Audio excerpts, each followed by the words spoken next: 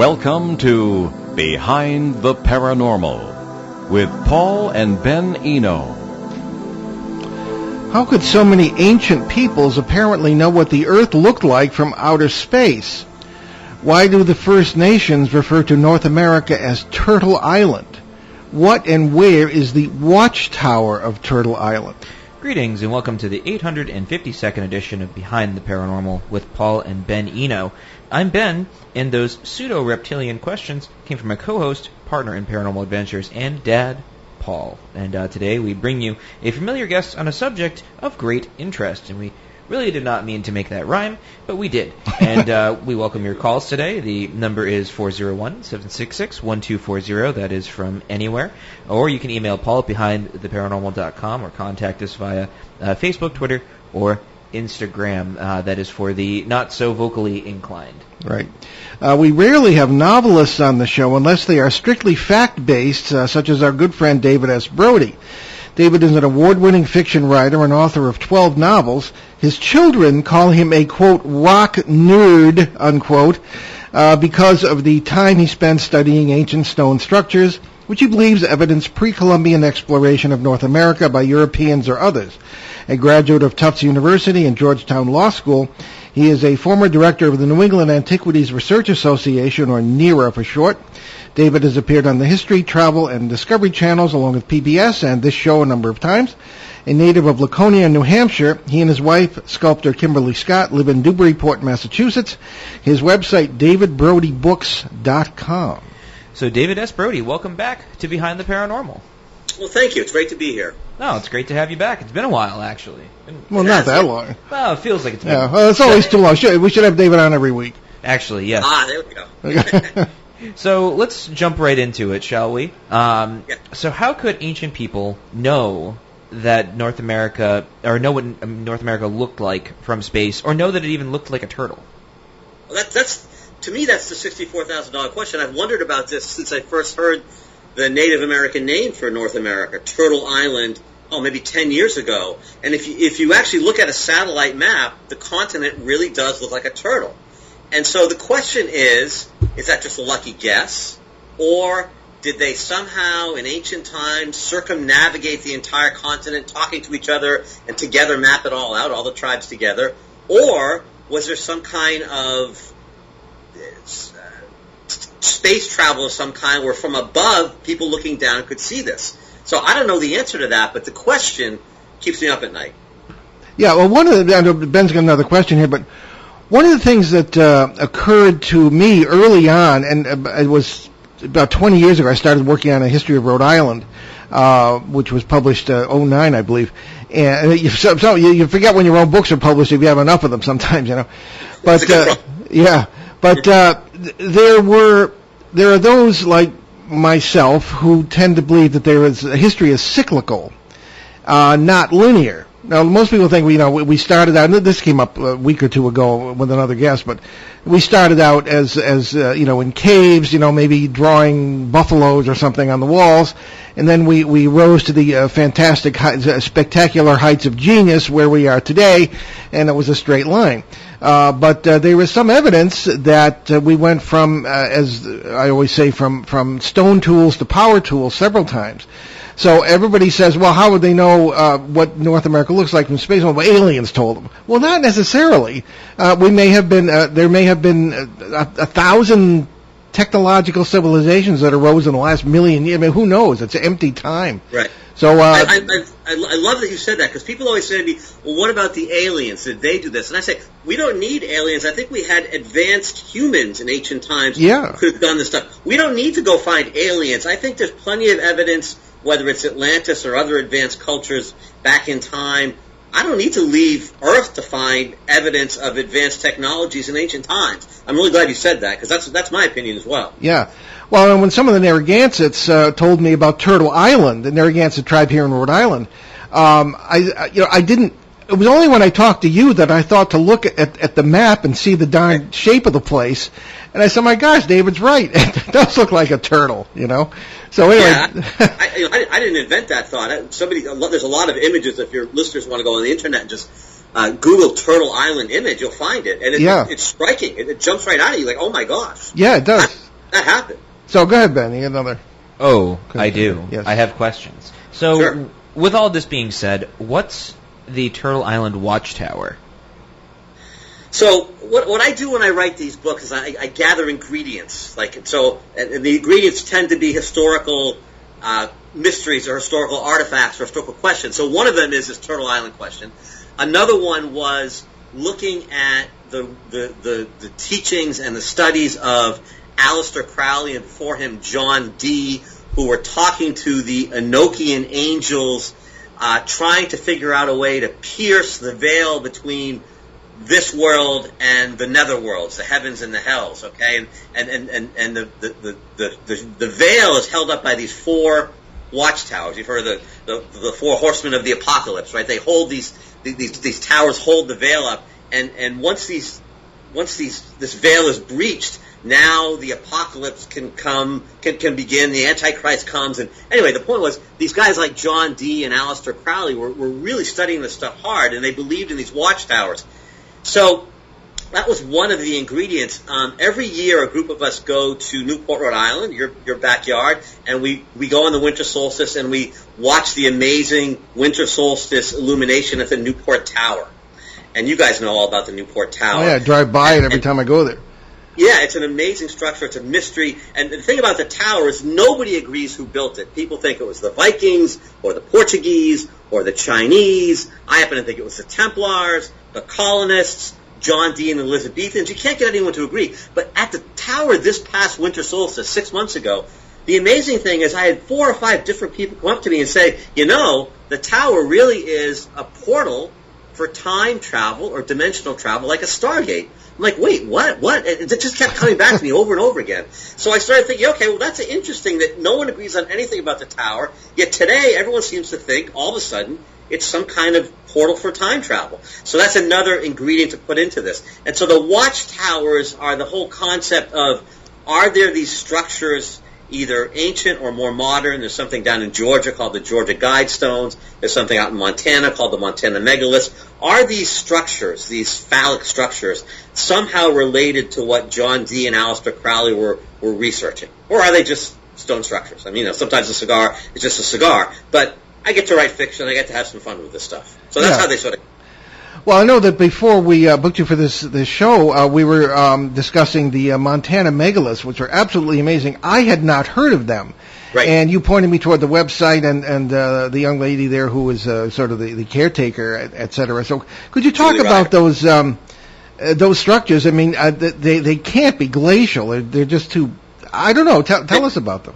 Yeah, they're amazing, and we're just starting to study them. There's a woman named Julie Ryder. If your listeners want to Google Montana Megaliths, she has an amazing website.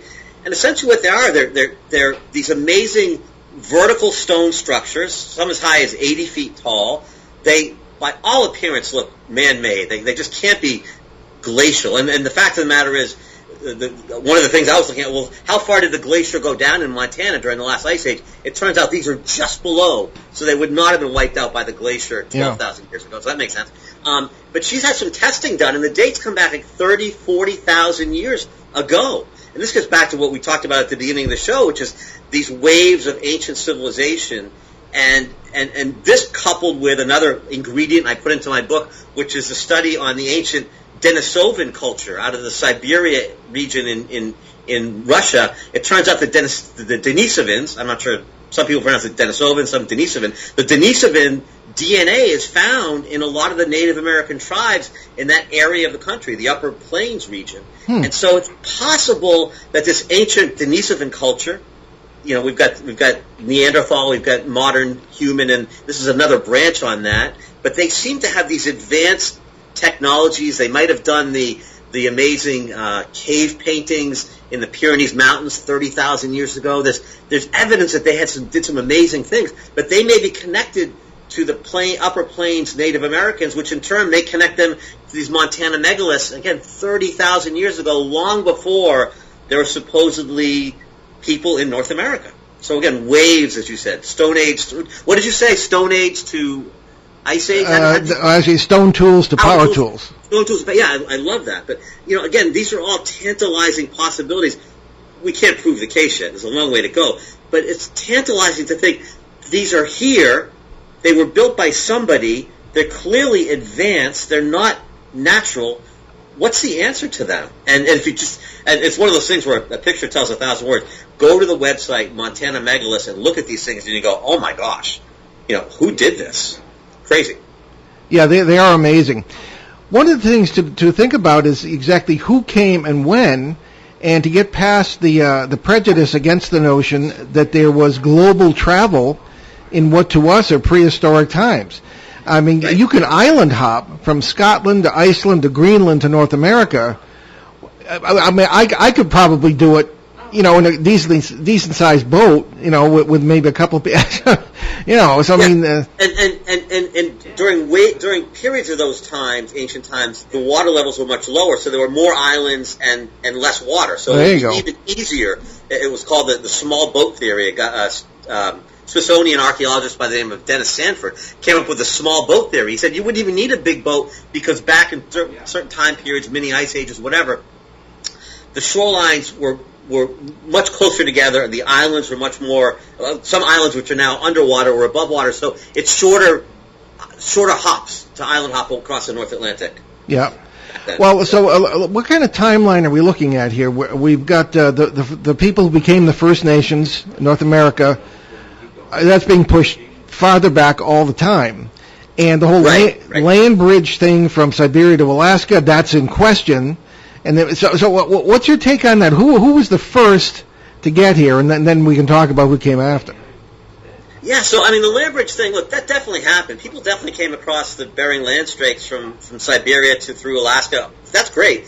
But I think there were waves of people here even earlier, some crossing the Atlantic, some maybe crossing the Pacific, down to South America. There's been finds. There's a find in San Diego which puts a date back almost 100,000 years ago, which is crazy. Lots of finds seeming to indicate at least 20,000 years ago, 25,000 years ago. It's one of those things.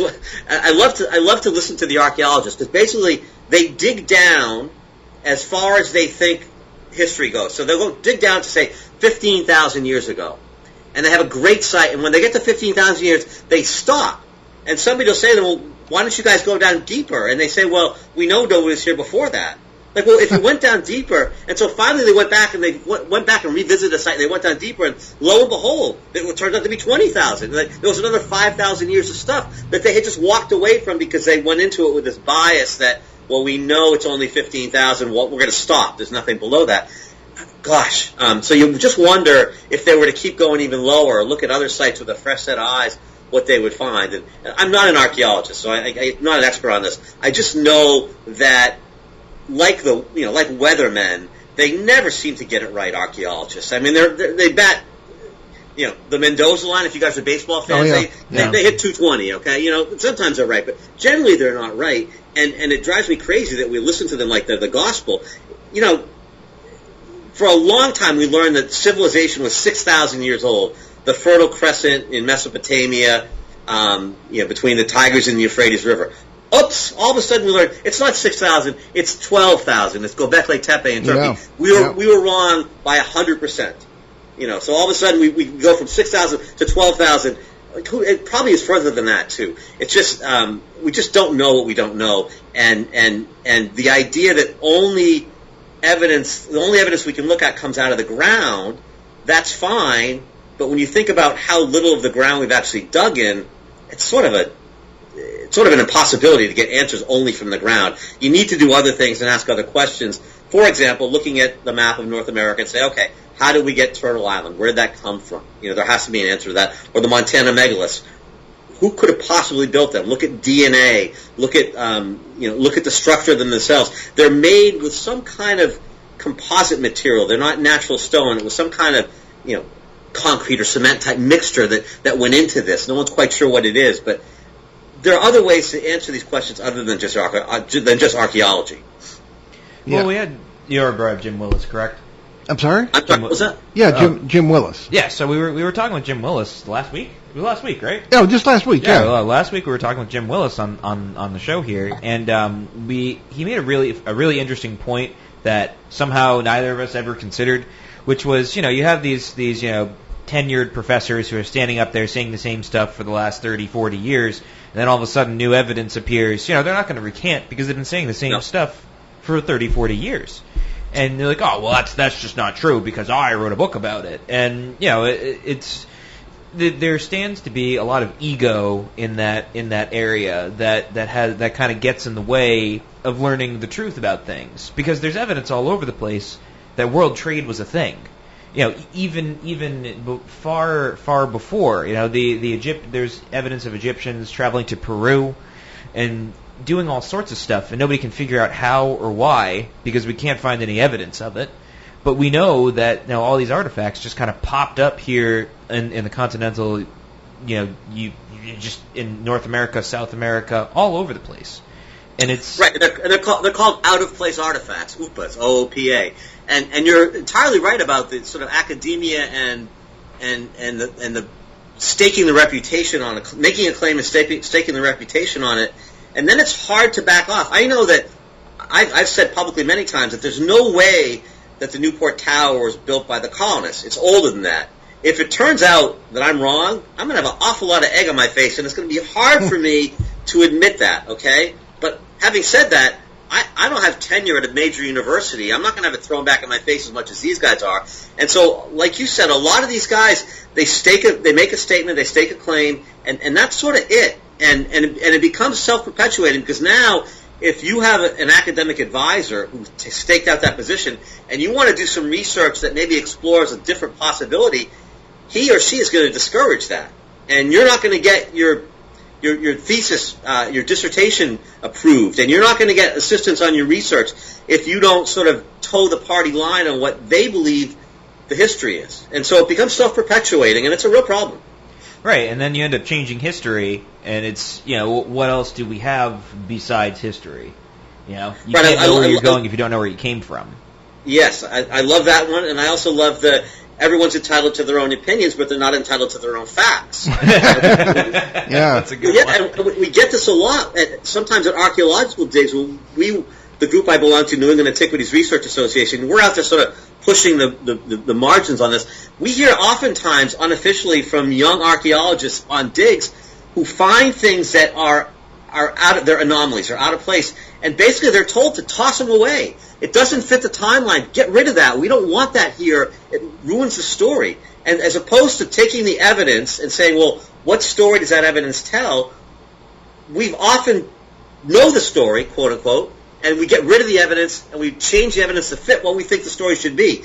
And that's incredibly frustrating that literally artifacts are thrown away because they don't fit the timeline that the archaeologist, the head archaeologist or the head historian believes should be appropriate to this artifact, to the site. Crazy. Yeah. Now, on the issue of how we know how old things are, artifacts or otherwise, is carbon dating still the main avenue by which you tell things? And, of course, you can't carbon date rocks. It has to be organic material. So could you talk a little bit about that? Yeah, I mean, carbon dating is great. The problem with carbon dating, like you said, you can't carbon date rocks. So right away, if you've got a rock carving, the Kensington Runestone's a great example. The Westford night carving, I used to live in Westford for a number of years. That was sort of how I got introduced to this. That doesn't really help you. But even carbon dating, for example, the Newport Tower, the mortar in the tower, in ancient times, mortar was made using seashells.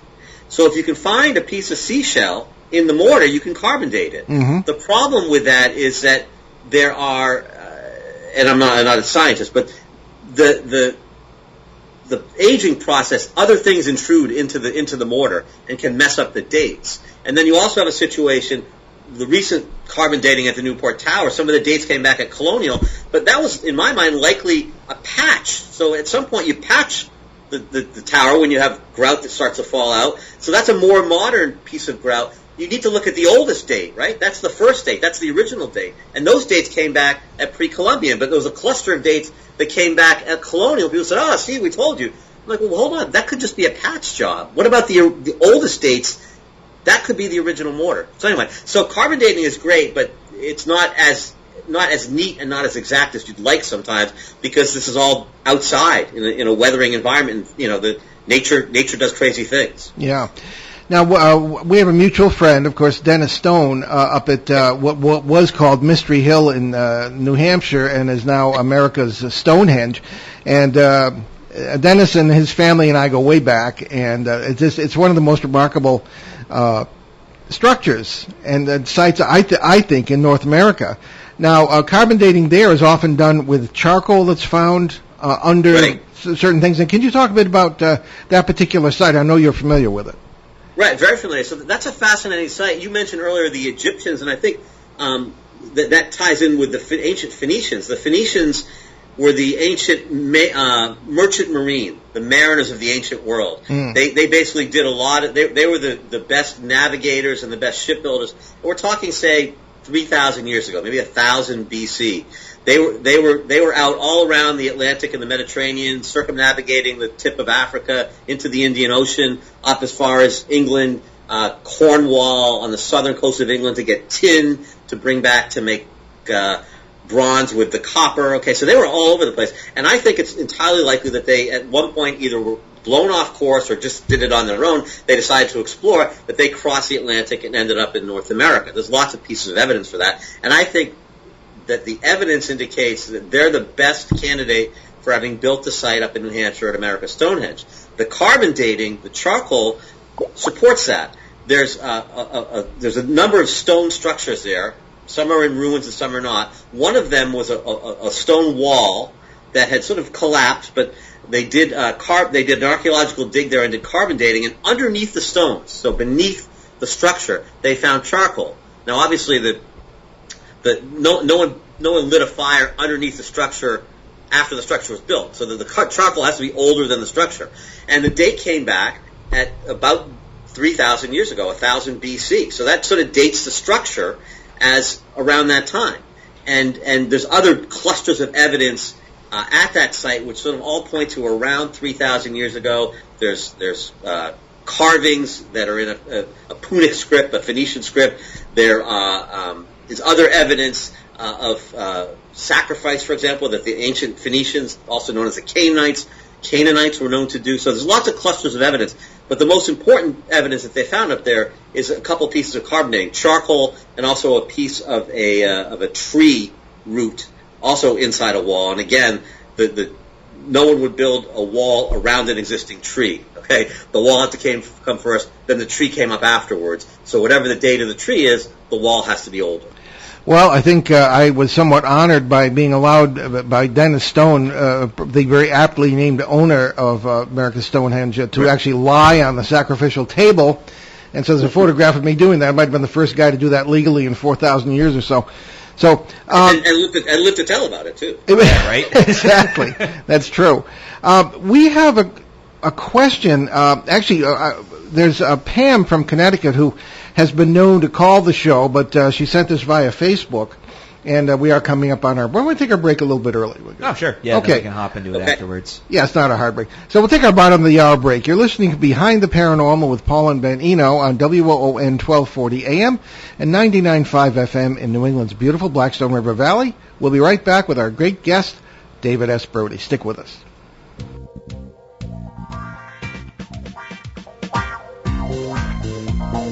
The night is alive. Join us and take a walk on the weird side when you tune in to The Kingdom of Nye, hosted by Heather Wade, the finest in late night talk. Listen live free weeknights starting at 9 p.m. Pacific time at thekingdomofnye.com, talkstreamlive.com, and the Paranormal Radio app.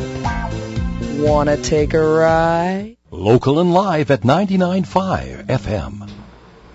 And we're back with Behind the Paranormal on WOON 1240 AM and 99.5 FM.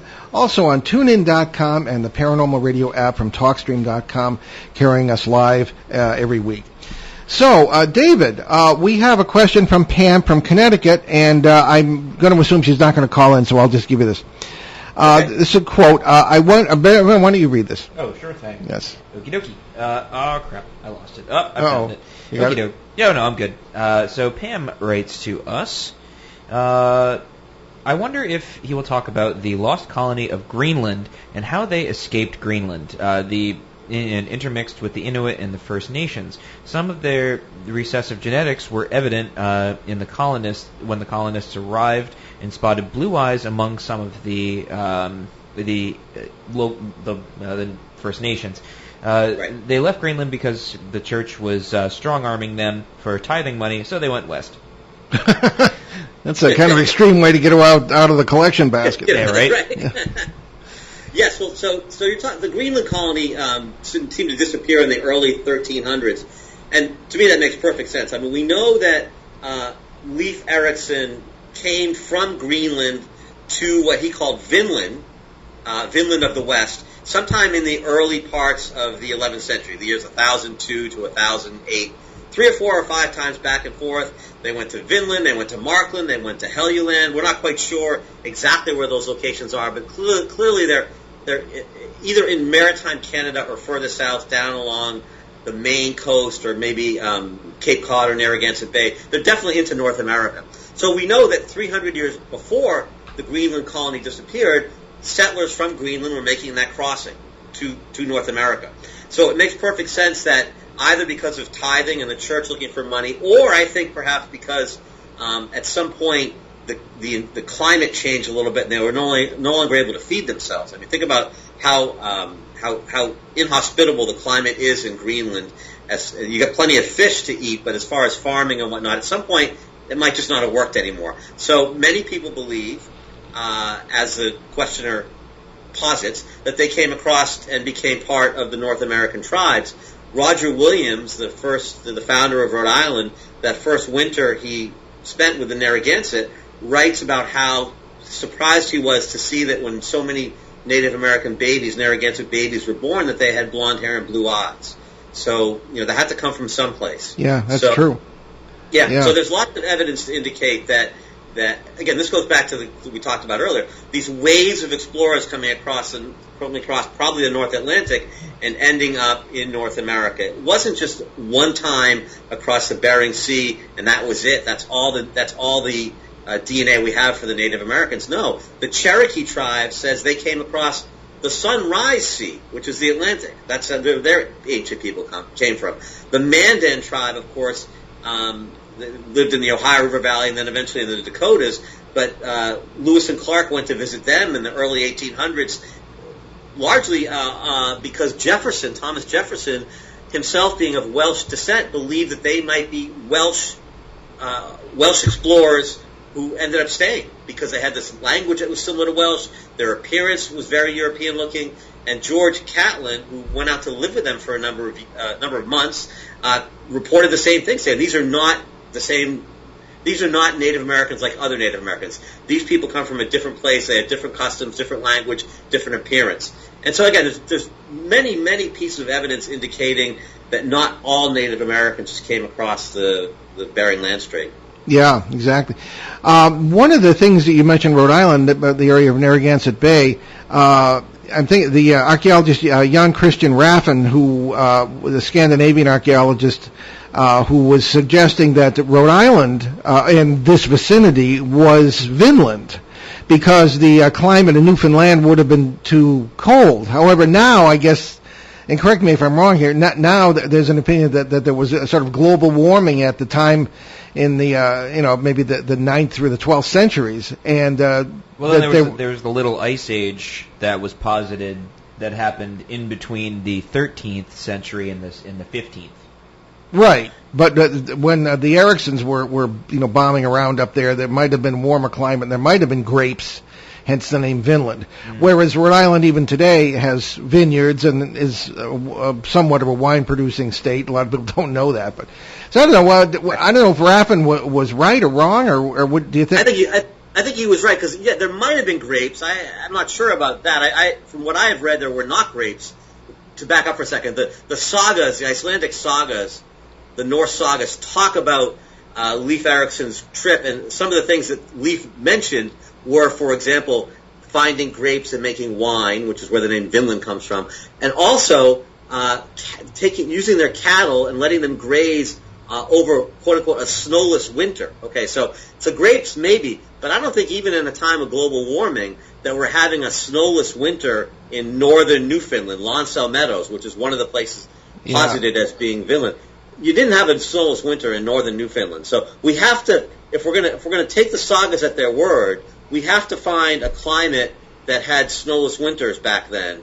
And that's why many people, and I happen to agree with them, think Cape Cod, Narragansett Bay. You know, if you happen to be a golfer, you know that sometimes on Cape Cod you can have snowless winters down there. Yeah. And so that makes it. Northern Newfoundland does not make sense. I think more and more, even the Canadian archaeologists are now saying, you know what, Newfoundland, Lonsdale Meadows was a stopover point. It was a rest area. They crossed from Greenland. They got there. They stopped. They resupplied themselves. They repaired their boats, and then they continued down the coast, Nova Scotia, New Brunswick, Maine, perhaps Cape Cod, perhaps Narragansett Bay. They continued down to what they called Vinland. And again, we're not sure where that is, but I think it's safe to say it's further south than Newfoundland. Okay. Well, Jonathan's, I should say, Ben's older brother, Jonathan, the one whose birthday we're celebrating today, made two major archaeological discoveries at the age of 4. I should say rediscoveries. Okay, we were out looking for the Arnold Point Cupstone in Narragansett Bay, and that had been moved apparently by the hurricane of 1938. And I wasn't aware that anybody knew where it was because I wanted to take pictures of it for my book, and he found it.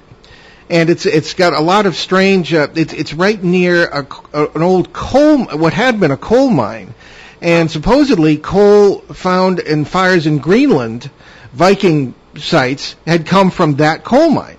All right, because it's rather unique. So that was one thing, and then there was the Mount Hope Rock, very imaginatively named, over by the other part of Narragansett Bay, near so-called Mount Hope, which is actually just a hill, and it was the carvings of Viking ships. It looked like to us Viking ships, and I'd never been able to find it. He found it, and carvings on the rock, because you don't know whether some drunk in the 1920s did it or anything, but I don't think you'd have the right kind of tools. It looked like it was pecked in, as we would say, that sort of thing. So maybe that's further evidence. But I think we have another question here from our good friend Peter in Bogota, Colombia, who writes in a lot of shows, and this has nothing to do with turtles, but he wants to know about your creative process. Indeed, and so Peter writes to us, what is your creative process in the beginning to write your fiction books? Some writers use index cards to start with a title. What are your methods and techniques? So I think I'm different than most. I think I mentioned earlier in the interview, I gather ingredients. So, for example, I'm researching now. I just started writing another book. It's the 11th book in the series. And so I start looking for artifacts or sites that interest me that are mysterious. So, for example, there are a number of reports of Roman coins found along the coastlines of New England, whether it's the North Shore of Massachusetts, Cape Cod, even further down into the Delmarva in the Chesapeake Bay area, but Roman coins. And every time people find these, the quote-unquote experts say, well, it's probably just some coin collector who lost his collection at the beach. And I'm just thinking to myself, honey, grab the sunscreen and the cooler, I'll get the chairs and the coin collection, and let's go to the beach, okay? I laugh at that because people don't bring their baseball card collection or their coin collection or their whatever it is to the beach. That's not what happens. So there has to be another explanation for this. So what I do is I start looking for these mysteries, these artifacts, whether it's the Roman coins or whatever else, and I sort of gather them together like ingredients. So I get 5 or 6 of them. So, for example, for the last book, the Turtle Island name, the stories I was hearing at the Newport Tower about it being a portal for time travel, the interesting research that Aleister Crowley and John Dee were doing about trying to usher in the apocalypse and the Antichrist by taking down these towers, the work that Little and Collins were doing about the Denisovans potentially being another branch of the human tree, the Montana Megaliths. So I take all these together and say, okay, if I put them all together, can I make a story out of them? And sometimes yes, sometimes no. Sometimes I do a good job of it. Sometimes I do a bad job of it. It's never perfect. But I gather them all together, and then basically I take my characters. I have the same general set of characters for every book, and I let them go, like I would do. I go out and I go take a look at these. Okay, Cameron, who's my main character, go drive out and take a look at these Montana Megaliths. Okay, go look at them. What do you think? And that's sort of how the story starts. So what I do first is gather ingredients, let the characters take a look at them, and then let the characters run with the story. I don't script it out. I don't plan it out. It's really an organic thing where the characters chase the story much like an investigative reporter would, and then, of course, you got to add a bad guy and a mystery and a couple twists, and hopefully it comes out in the end. Okay. Now, we've given a lot of background here, a lot of different peoples and times and methods. Where do the Templars, first of all, who were the Templars, and the Knights Templar, and where do they come into this? Right. So I call my series the Templars in America series because basically that's what I focus on. I think when we're talking about things like the Newport Tower and the Westford Night Carving and the Kensington Rootstone and many of these sites that sort of are in the medieval time period, that I think it's the Knights Templar who came over here. They had the technology, they had the motivation, they had the means.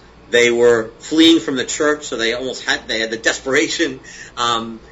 They, for about 200 years, were probably the most powerful force in Christendom, so they obviously, again, had the means to do so. And the artifacts all, in many ways, tie back to the Templars. The Templars were formed in the early parts of the 12th century as sort of the army of the church, originally to protect pilgrims going back and forth from Europe to Jerusalem. But more to the point, they were used by Christian monarchs and the church in the Crusades to try to take the Holy Land back from the infidels, back from the Muslims. And because of that, they were given lots of land from wealthy landowners. They were given preferential tax treatment. They became incredibly wealthy and incredibly powerful.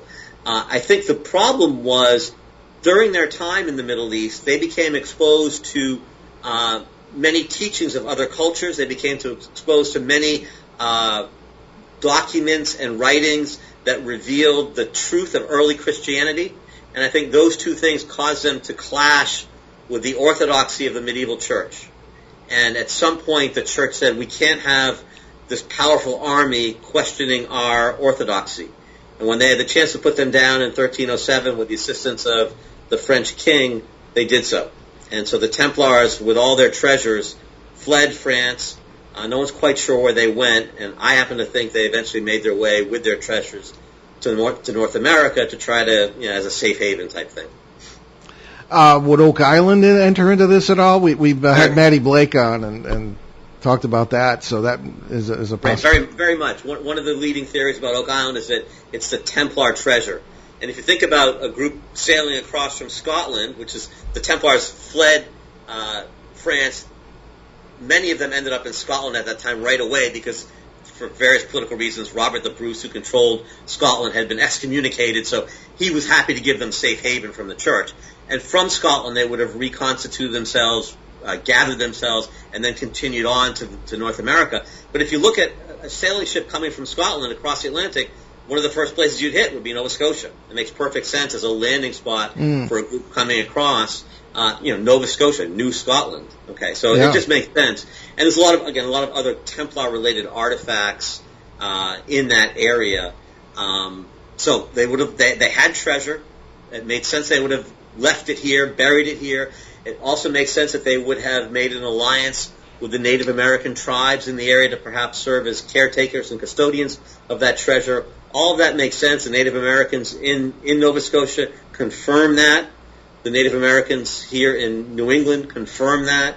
We've had a Wampanoag tribal chief say, the story of the Templars coming here, building the Newport Tower and carving the Westford Knight, and that's all part of our oral history. We agree with that. I mean, to get the Native Americans actually on board with that was a big thing. So the evidence is pretty overwhelming, supporting the idea that the Templars came here. We're talking in the late 1300s, 100 years before Columbus. I think it's interesting. I sort of unintentionally did a lot of research on the Templars. While I work and I have to do some mundane task, I'll listen to like history podcasts and stuff like that, and do a little research on my own. They sort of get under your skin, don't they? Like they're hard. You become addicted to those guys. So, yeah. Right? Yeah. So it's really interesting stuff. And at first, I kind of thought the whole Oak Island thing. I was like, it's dumb. That's just some old prospector, grizzled, just playing tricks on people. And then the more I did research, you listen to some and look at some of the structures that the Templars built in the Middle East. Some of them are still standing today, and they look in pristine condition. They were amazing architects, and they had all these brilliant minds that joined their order, for the Crusades and whatnot. They even created the world's first sort of ATM, right? Right. And they had all these traveler's checks. Yeah, traveler's checks. Yeah, exactly. They created traveler's checks, and the more I thought about it, I was like, I wouldn't put it past them. They were some of the world's most brilliant engineers at the time. Saladin even looked at some of the structures like, I'm not even going to touch that. And pretty much anybody that went up against them, they were like, these guys they're smart. They were really smart. And so I wouldn't be surprised if that was them. They knew what they were doing. They weren't dumb. You don't survive inquisitions by being stupid. No. Right. These were very, as you said, successful people. Generally, what would happen was noblemen would marry and have families, and then, in their 30s and 40s, which is, not old age by our standards, but getting there for them, they would then join the order. At that point, they would renounce their families, or, they would have to take a vow of celibacy or whatever. But then, in later life, they would then join the order and hopefully save their soul once that their inheritance had been established.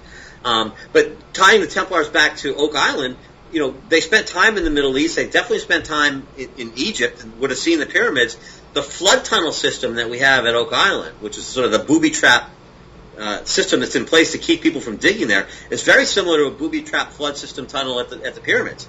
So if the Templars were there, that might have been where they got the idea. And Crusaders then love stealing secrets. Yeah, more to the point, it's hard to believe that pirates, who also may have buried their treasure there, would have had the engineering skill to do something like a flood tunnel. Pirates were typically not educated as opposed to Templars who were. So you got to look at, again, this goes back to, you got to look at all the pieces of evidence, and whatever evidence there is on your table, the story you tell has to encompass and incorporate all those pieces of evidence.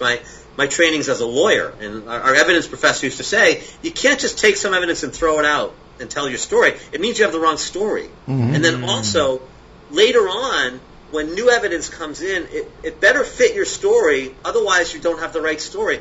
And one of the things that we found, I've been doing this for 12 years now, is that new evidence comes in, and we find that it tells the same story we thought. It tells us we're on the same track. Mm. So, for example, one of the things I talk about in this book, Watchtower's Turtle Island, is this map, this Mercator map from 1569, which has a European settlement upriver from exactly latitude, longitude where Narragansett Bay is.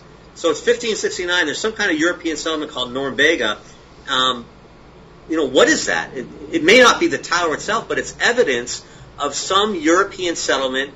1569 is before the Pilgrims, obviously. It's before Jamestown. It's before even Roanoke. So you've got this map, Mercator, the most famous map maker we have. The latitude and longitude are spot on. It's clearly a European settlement. What is it? There's a memory there, some kind of European presence in Narragansett Bay in 1569. You gotta tell me a story about that map that makes sense. Otherwise, I don't believe your story. Yeah. Well, let's take a moment now, David, to just tell people about your website, your books, where they can find out more. Sure. So, davidbrodybooks.com, B-R-O-D-Y. I've got, there's now 10 books in the series, as I said, the Templars in America.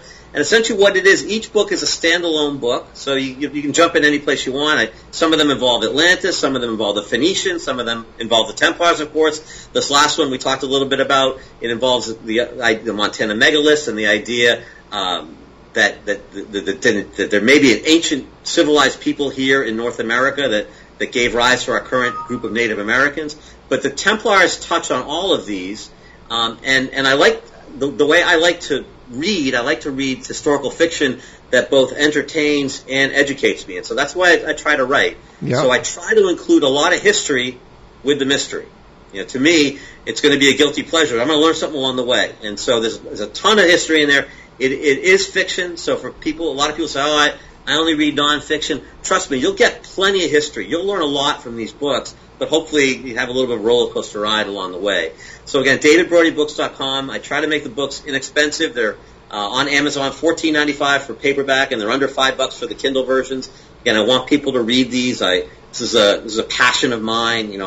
I practiced law for a number of years. I could have kept doing that if I wanted to make a lot of money. This is something I feel really passionate about. The books are what gets me up every morning, keeps me up late at night. And so if you're interested in this kind of stuff, go check it out. I think you'll enjoy them.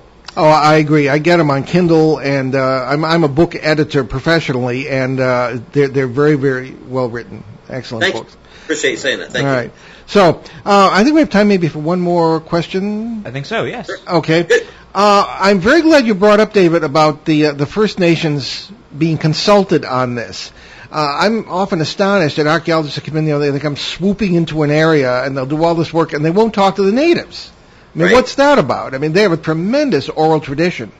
And so, Good. go ahead.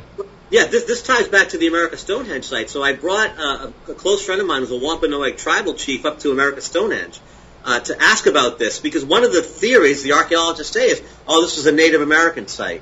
The Native Americans did sometimes build with stone, which is something we don't really understand. We didn't acknowledge for a long time.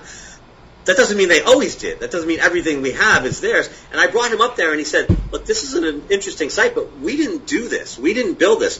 And in fact, I go up to America Stonehenge. I've been there probably 40 or 50 times. Solstice, equinox, the cross-quarter days, whatever celebration they might be having up there. And never once have I seen a Native American presence there in any way. The Native Americans are fiercely protective of their ceremonial sites, of their history, of their heritage, as they should be. But they want nothing to do with this site. So, like you said, we need to ask the Native Americans. Sometimes they're going to say, yes, this is ours. Sometimes they're going to say, no, we didn't do this. But the idea that we wouldn't ask them, I mean, they were here. They're the people who would have witnessed anybody else coming over. And so, obviously, we need to listen to what they say. Yeah. At any point, do you see archaeology opening, and particularly with Göbekli Tepe, which shocked everybody and cannot be denied, and there are a lot of professional archaeologists working on it, do you see it opening up at all to these ideas that were not necessarily taught in the universities 20 and 30 years ago? I would like to think there's somewhere out there's a young archaeologist who wants to make a name for him or herself. They would say, you know what? This is my path to tenure, or my path to professional independence, whatever it is they want, okay? If I dove in here, I could make a lot of hay. There's a lot of really interesting evidence. All we need is somebody to be bold enough to go out and try to grab it and run with it. So I do think that it takes time to turn the ocean liner, but we've made a lot of progress in the 12 years that I've been doing this already. When I first started doing radio shows like this, people were like, wait, there was someone here before Columbus? And now of course there are people here before Columbus. I mean, it really is. In 12 years, it really has become of course. So in another 12 years, hopefully we're going to be not even talking about Columbus, honestly. But I think it does take time to turn the ocean liner, but it is turning now. I am seeing changes. Good. What are you working on next? What's your next project? So as I mentioned, I'm deep into Roman coins right now. The idea, as somebody said, the pre-greased Roman coins, because everyone drops them on the beach when they go. But there has to be a story behind how these coins got here, and I think the answer might go back to the ancient Phoenicians. Again, the Phoenicians, they were sort of the merchant marine of the ancient world. They would have had Roman coins, and if not them, then the Roman Empire at some point sort of, they won the Punic Wars, and they sort of incorporated the Phoenician peoples into their empire. So again, they would have incorporated the seafaring and navigating abilities of the Phoenicians. So we're talking 1st, 2nd, 3rd century AD, a lot of these coins. It wouldn't surprise me at all to find that there was some kind of Roman-related, either a ship blown off a course, or maybe they went exploring across the Atlantic. There's artifacts in Mexico that seem to be Roman. There's a bunch of coins. There's an artifact on the North Shore of Massachusetts, a Roman head. I mean, there's a lot of stuff that seems to indicate some kind of Roman presence here. So that's what I'm researching now. I just started writing it, and that is probably going to be the next book. I mean, Okay. I wouldn't be surprised. There was evidence that Romans went to China to trade. Yeah. Well, it's I mean, interesting. Yeah, I mean, the Chinese evidence. I mean, had they were the greatest empire in what was I think it was the 15th, 14th century. Yeah. And right. they visited probably California, but they didn't stay. They didn't get a foothold. They didn't build an empire. America might have grown from the west to the east rather than east to west had that Right. occurred. But that's for a different show. Well, David, it's always a great pleasure. Next time we come up to Newburyport, we'll take you to lunch. We owe Mac Maloney a lunch too, so we'll have a happening. Yeah, right? All right. That's great. Guys, it's always great to be on your show. You guys really do a great job, so thank you very much for having Well, me. thank you very much, Oh, thanks David. for It's being great. on. We'll be talking to you soon. All right, take care. Bye-bye. Okay. All right. Let us get to our announcements. Okay. Now, here's something you don't see every day. Next Saturday, July 18th, is the first online conference we've ever promoted on the show that I can remember. It's the Contact and Consciousness Online Summit organized by Kathleen Marden, a renowned UFO researcher and author, and one of our distinguished guest co-hosts on this show. Along with Kathy, speakers will include our good friend, experiencer Denise Stoner, Dr. Melanie Barton, and Kevin Briggs. It's $20 for the 5-hour conference, and I'm going to be there as a participant. It'll be kind of a relief not to have to say anything, because usually we're not in the audience. But anyway, find out more and register at Kathleen-Marden, M-A-R-D-E-N, Kathleen-Marden.com. And while the 2020 Exeter UFO Festival on Labor Day weekend has been canceled, we have high hopes that we can be back at the Greater New England UFO Conference in Leominster, Massachusetts on Columbus Day weekend.